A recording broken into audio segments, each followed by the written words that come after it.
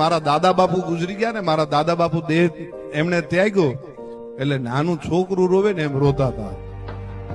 એટલે એમના મિત્રો બધા મોટા મોટા માણસો એવા બધા એમને ઊભ દેવા માટે આવ્યા, પણ મારા પિતાશ્રીની આંખમાંથી આહુડા બંધ નથી થતા.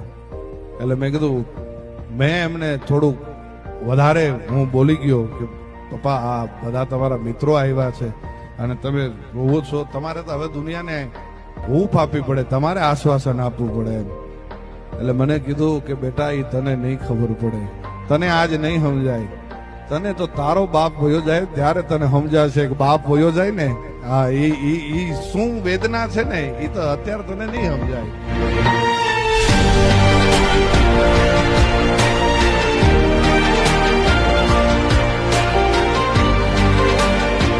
આવા જ નવા વિડીયો જોવા માટે અત્યારે જ ફોલો કરો હાવજનો ડાયરો.